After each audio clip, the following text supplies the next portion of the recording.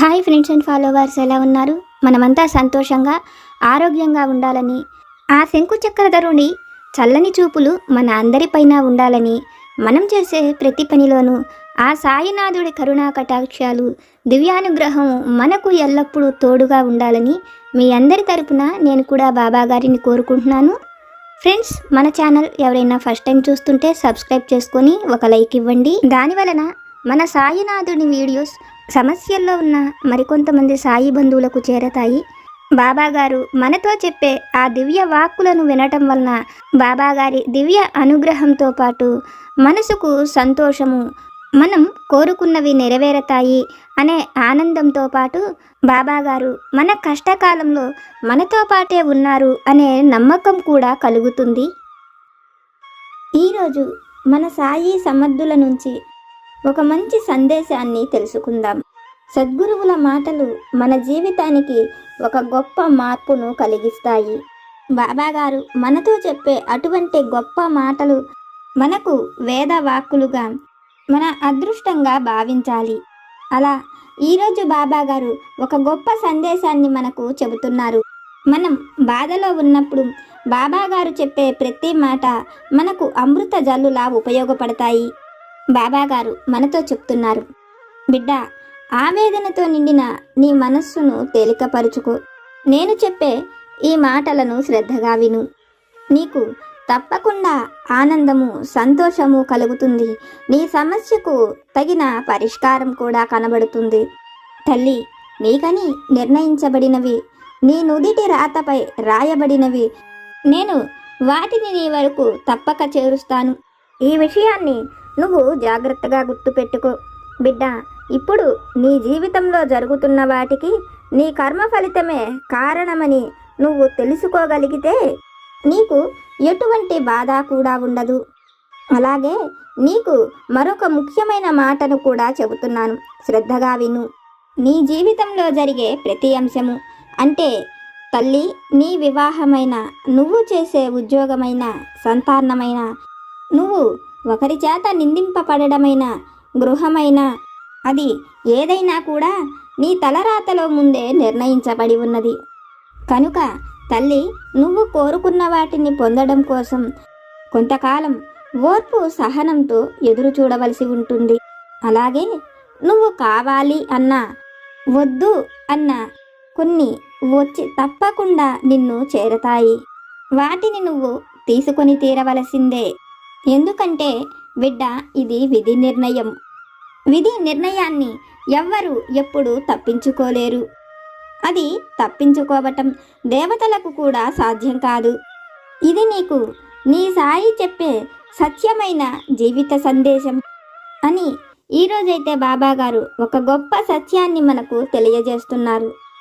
మన జీవితంలో అన్నీ మనం కోరుకున్నట్లే కొన్ని మనం అనుకున్నట్లు జరిగిన, మరికొన్ని మన ఊహకు అందనివి, మనము అనుకోనివే మన జీవితంలో జరుగుతాయి. అయితే అటువంటి విషయాలలో మనకు నచ్చినవి, మనం అనుకున్నది జరిగినప్పుడు అది మన అదృష్టంగా భావిస్తాము. అలాగే మనం కలలో కూడా ఊహించనివి, మనము అనుకోనివి మన జీవితంలో జరిగినప్పుడు వాటి గురించి మనం ఎంతగానో బాధపడతాము, దైవాన్ని కూడా నిందిస్తూ ఉంటాం. అయితే మన జీవితంలో ఏది జరిగినా అది మన కర్మ ఫలితం వలనేనని మనం తెలుసుకోలేకపోతుంటాం. అది వివాహమైన, సంతానమైన, విద్య అయినా, బంధువులైనా, స్నేహితులైనా, శత్రువులైనా, అవి ఏవైనా కూడా మన కర్మ ఫలితం వలనే మనం వాటిని పొందుతున్నాము అని అర్థం చేసుకోగలిగితే మన మనస్సుకు కలిగిన బాధను కొంతైనా మనం మరచిపోగలమని, మన మనస్సు దాని వలన సంతోషాన్ని పొందుతుంది అని ఈరోజైతే బాబాగారు ఒక చక్కటి సందేశాన్ని మనకు తెలియజేస్తున్నారు. సాయినాథుడు మనతో చెప్తున్న ఈ మాటలలోని పరమార్థాన్ని, సత్యాన్ని ఒక చక్కని కథ రూపంలో ఆ తండ్రి దివ్య వాక్కుల ద్వారానే విని తెలుసుకుందాం. పూర్వం వసుంధర నగరాన్ని సుముఖుడు అనే మహారాజు పరిపాలిస్తూ ఉండేవాడు. సుముఖుడు చాలా తెలివైనవాడు, ధైర్యశాలి, అందచందాలు కూడా కలిగినవాడు. సుముఖుడికి మాలతి అనే ఒక స్త్రీతో వివాహం జరుగుతుంది. మాలతి చాలా తెలివైనది. సుముఖుడు ఏవైనా సమస్యలలో ఉన్నప్పుడు మాలతినే సుముఖుడికి చక్కటి సలహాలను అందిస్తూ ఉంటుంది.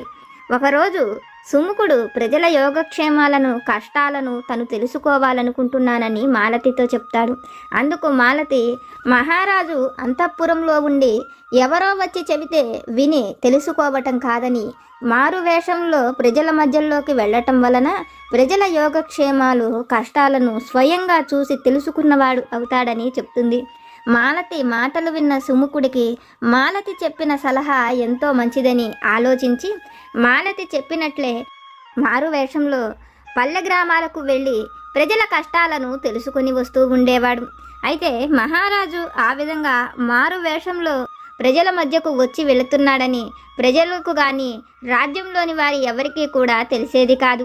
మహారాజు లేని సమయంలో మాలతే అంతఃపుర విషయాలు, రాజ్యానికి సంబంధించిన అన్ని విషయాలను చూస్తూ ఉండేది. వాళ్లకు కావాల్సిన సలహాలను కూడా తనే ఇస్తూ ఉండేది.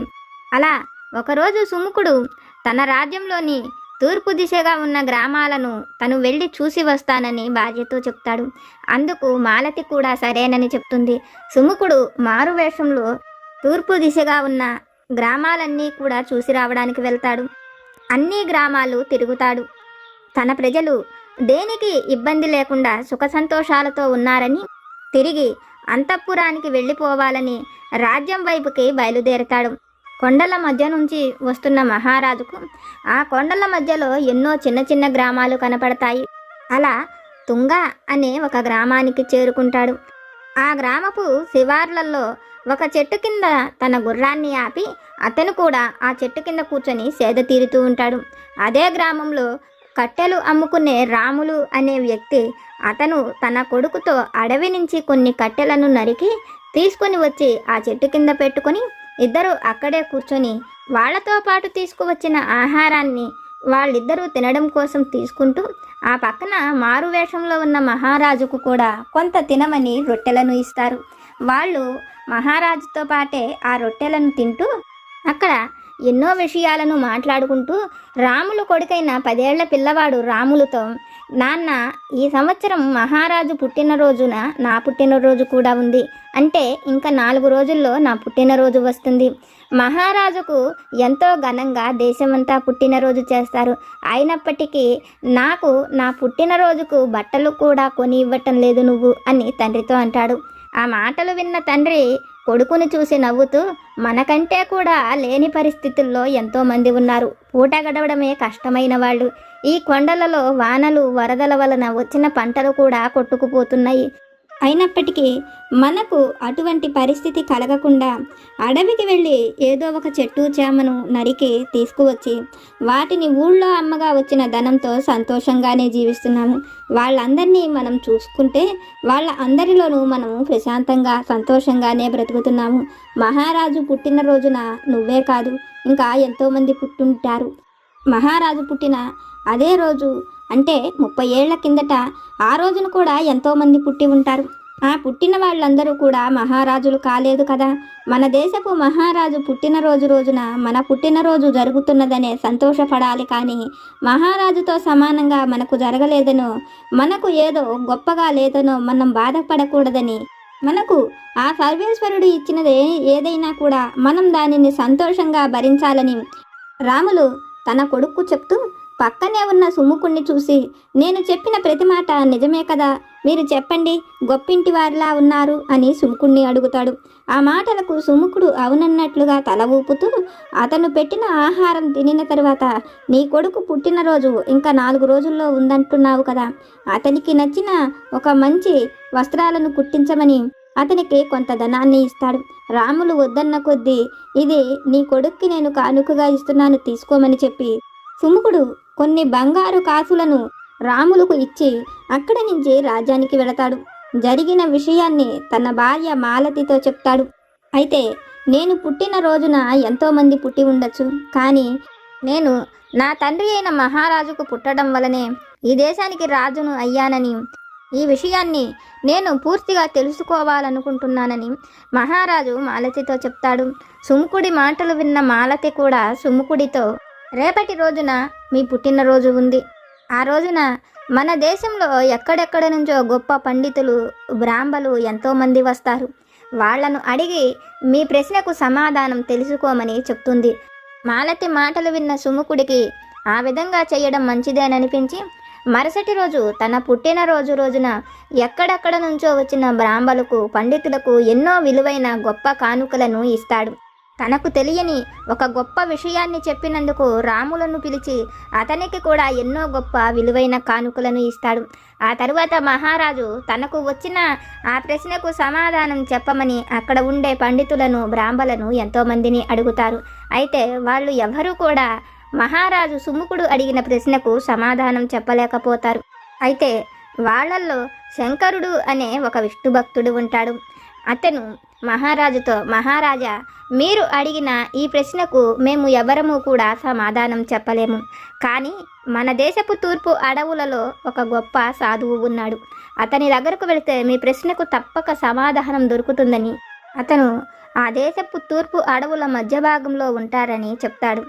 అతను చెప్పిన మాటలు విన్న మహారాజుకు తన ప్రశ్నకు ఒక చక్కటి సమాధానం దొరుకుతుందన్న ఆనందంతో తను మారు వేషంలో తన గుర్రాన్ని తీసుకొని ఆ దేశపు అడవుల్లోకి వెళతాడు.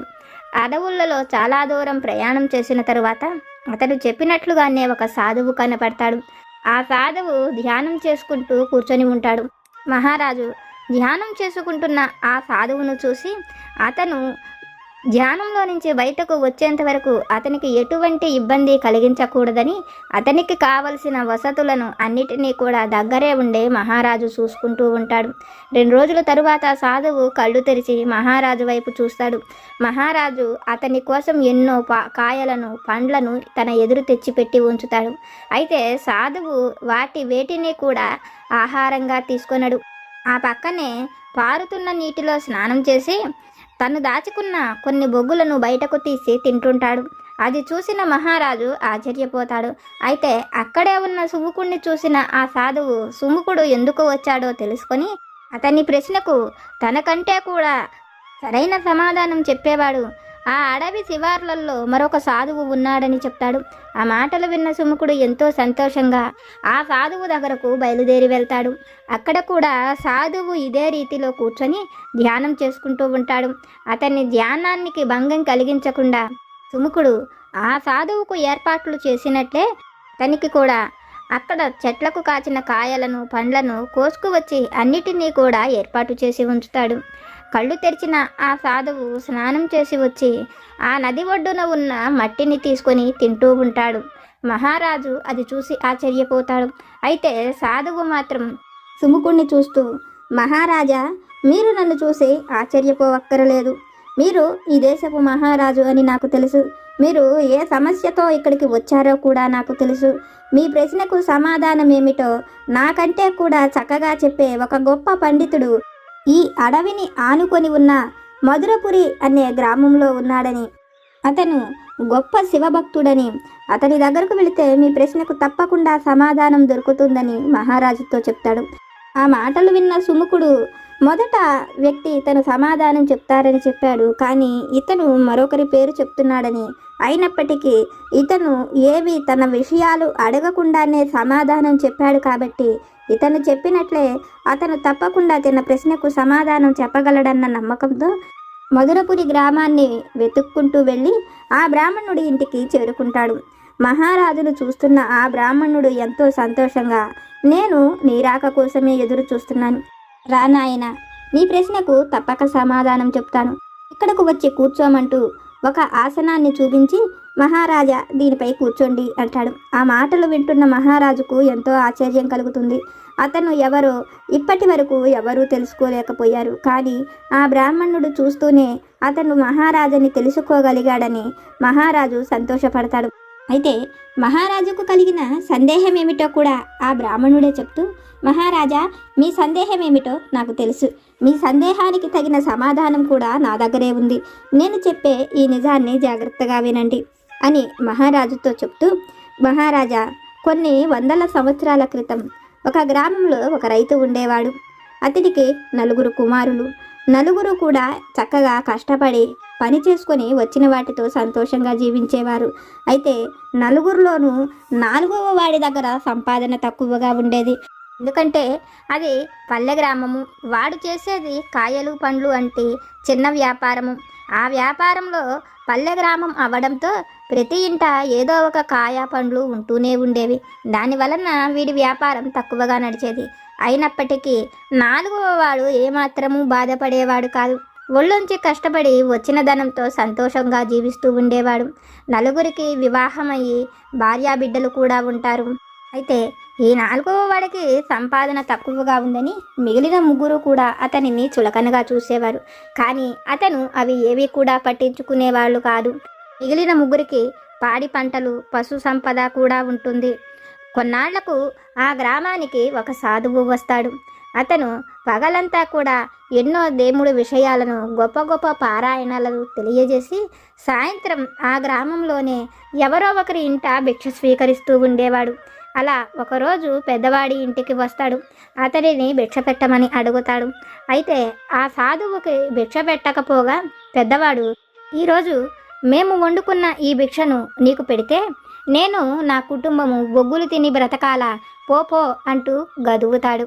ఆ మాటలు విన్న సాధువు రెండవ వాడి ఇంటికి వెళతాడు. రెండవ వాడు కూడా సాధువును చూస్తూ, మేము వండుకున్న ఈ ఆహారం నీకు పెట్టి మేము మన్ను తినాలా ఏమిటి, పో అని సాధువును అంటాడు. ఆ మాటలకు సాధువు అక్కడ నుంచి మూడవ వాడి ఇంటికి వెళతాడు. మూడవ వాడు కూడా సాధువును చూస్తూ, ఒక పూట ఆహారం లేనంత మాత్రాన నువ్వేమీ చనిపోవు, ఇక్కడి నుంచి వెళ్ళిపో అని చెప్పనని అంటాడు. అయితే సాధువు ఆ ముగ్గురు ఇళ్లకు వెళ్ళి ఏమాత్రము భిక్ష పెట్టకపోయేటప్పటికి వెనుతిరిగి వెళ్ళిపోతుంటాడు. ఇదంతా దూరం నుంచి చూస్తున్న నాలుగవ వాడు గబగబా సాధువు దగ్గరకు తానే వెళ్ళి, మహానుభావ, నీలాంటి వారు మా ఇళ్లకు రావటం మా పూర్వజన్మ అదృష్టం. నువ్వు వచ్చి మా ఇంట భిక్షను స్వీకరించవని ఆ సాధువును అడుగుతాడు. సాధువు ఆలోచిస్తున్న సమయంలో అతని భార్య కూడా వచ్చి సాధువును పిలుస్తుంది. ఇద్దరూ కలిసి ఎంతో ప్రేమగా ఆ సాధువును ఆహ్వానించి వాళ్ళు వండుకున్న గంజి నీళ్ళని ఆ సాధువుకు పోస్తాడు. సాధువు ఆ గంజిని తాగి ఆ పూట అక్కడే విశ్రమించి మరుసటి రోజున తను వెళ్ళిపోతాడు. అలా ఆ నాలుగవ వాడు తనకు ఉన్న దాంట్లో నలుగురికి దాన ధర్మాలు చేసేవాడు. అలా కొన్నాళ్లకు నలుగురు కూడా చనిపోతారు. ఆ నలుగురిలో మొదటివాడే నువ్వు మొదట కలిసిన ఋషి. అతను బొగ్గులు తప్ప మరి ఏది తిన్నా కూడా బ్రతకడు. రెండవసారి కలిసిన ఋషి ఉన్నాడే, అతనే రెండవ వాడు. ఇంకా మూడవ వాడైన వాడిని నేను పోయిన జన్మలో ఎవరికీ పెట్టకపోగా నా ఇంటి ముందుకొచ్చిన ఆ సాధువుకు భిక్షను ఇవ్వకపోగా ఒక పూట తినకపోతే చనిపోవులే, నీకు ఏ అనారోగ్యము రాదులే అని అతడిని నేను దూషించాను. ఇప్పుడు నాకు ఒక పెద్ద అనారోగ్యం ఉంది. నేను ఏది తిన్నా చనిపోతాను. అలాగే ఇవాళ తినకపోయినా తప్పకుండా చనిపోతాను. ఇన్ని రోజులు నేను బ్రతకడానికి కారణం నువ్వు వచ్చేంత వరకు ఎదురు చూడడమే. ఎందుకంటే సాధువుకు భిక్ష ఇచ్చిన నాలుగవ వాడివి నువ్వే. ఆ జన్మలో నువ్వు వచ్చిన వారికి భిక్షను ఇచ్చి వారిని దైవాన్ని చూసి సంతోషపడ్డావు. అందుకనే ఈ జన్మలో నువ్వు రాజువు అయ్యావు. ఆ జన్మలో నీకు భార్యగా ఉండి నువ్వు చేసే ప్రతి మంచి పనిలోనూ నీకు సహాయం చేసిన ఆమె ఈ జన్మలో నీ భార్యగా మాలతిగా ఆ రాజ్యానికి రాణి అయినదని, అలాగే నేను ఆ జన్మలో ఎవరికి కొంచెం కూడా నా దగ్గర అంత సంపద ఉన్న దాన ధర్మాలు చేయకపోగా వచ్చిన ప్రతి వారిని ఆ విధంగా మాట్లాడటం వలనే ఈ జన్మలో ఇటువంటి కర్మ ఫలితాన్ని అనుభవిస్తున్నానని, అలాగే వాళ్ళిద్దరూ కూడా వివాహం కాకుండా అలా సాధువులుగా సన్యాసులుగా మిగిలిపోవడానికి కారణం నీకు పెడితే మా కుటుంబం అంతా కూడా బొగ్గులు తినాలా, మట్టి తినాలా అని ఆ సాధువును అడిగినందుకు గాను ఈ జన్మలో ఆ ఫలితాన్ని అనుభవిస్తున్నారని, ఆ విషయాలు అన్నీ వాళ్లకు కూడా తెలుసు కాబట్టే వాళ్ళు వివాహాన్నే చేసుకోలేదని, మనం చేసే ప్రతి మంచి సత్ఫలితమైన దుష్ఫలితమైన అది జన్మజన్మలు మన వెంటే ఉంటుందని, మనం ఒకవేళ ఈ సమస్యలను భరించలేక చనిపోవాలని అనుకుంటే ఆ కర్మ ఫలితం మరు జన్మైనా ఎత్తి అనుభవించవలసి ఉంటుందని, అందుకనే వాళ్ళిద్దరూ ఆ కర్మ ఫలితం పూర్తయ్యేంత వరకు ఇక్కడే ఉండవలసి ఉంటున్నదని, తను చేసిన కర్మ ఫలితం పూర్తయినదని, తను వెళ్ళిపోయే సమయం ఆసన్నమైనదని మహారాజుకు చెప్తూ, ఎదుటివాడు ఎంత గొప్పవాడైనా తన కర్మ ఫలితాన్ని తను తప్పకుండా అనుభవించవలసి ఉంటుందని, అలా కాకుండా మనిషి మరేదైనా ఆలోచన చేస్తే కనుక ఆ కర్మ ఫలితం కోసం మరొక జన్మనైనా ఎత్తవలసి ఉంటుందని మహారాజుతో చెప్తూ తను వచ్చిన పని పూర్తయినదని, ఇన్ని రోజులు సుముఖుడి కోసమే ఎదురు చూస్తున్నానని చెప్తూ అక్కడే ప్రాణాన్ని విడిచిపెడతాడు. అది చూసిన సుముఖుడికి ఆశ్చర్యం కలుగుతుంది. తిరిగి రాజ్యానికి వెళతాడు. రాజ్యంలోని ప్రజలందరికీ కూడా దాన ధర్మాలు చెయ్యటం వలన, మంచి పనులను చెయ్యటం వలన కలిగే ఫలితమేమిటో చెప్తాడు.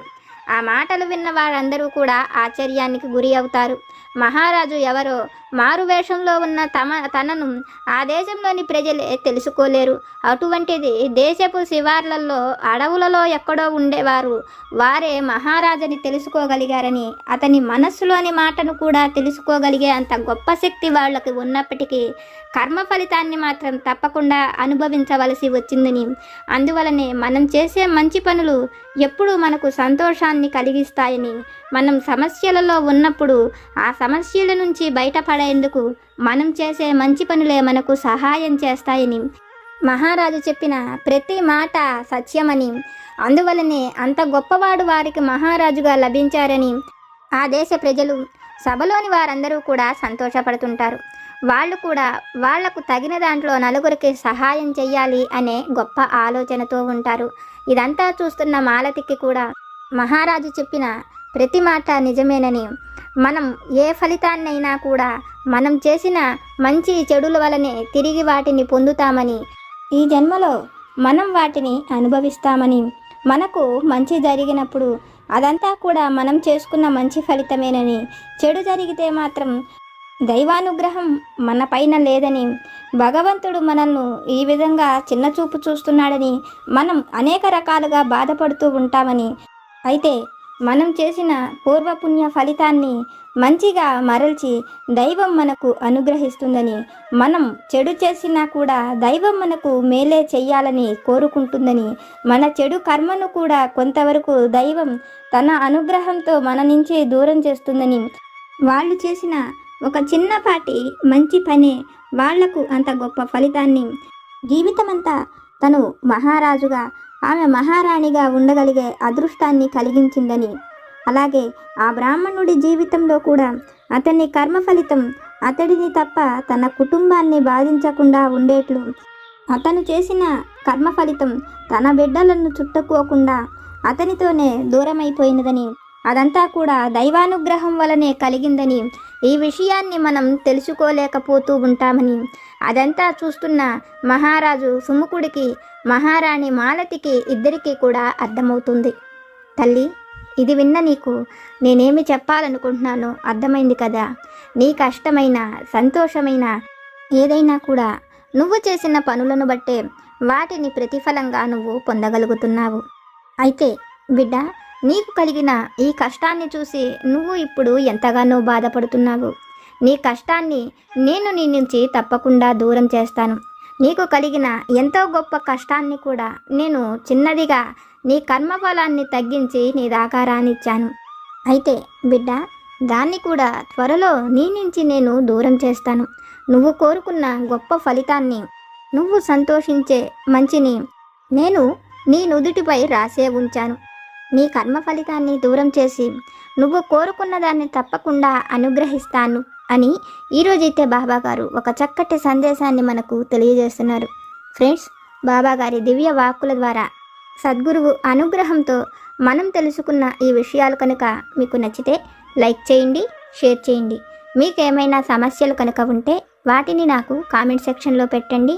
నేను పూజ చేసుకునేటప్పుడు మనందరి సమస్యలు తీరాలని, మనందరి కోరికలు నెరవేరాలని మీ అందరి తరపున నేను కూడా బాబాగారిని కోరుకుంటాను. నాకు తెలిసిన పరిష్కారాలను కూడా చెప్తాను. జై సమర్థ సద్గురు సాయినాథ్ మహారాజ్కి జై.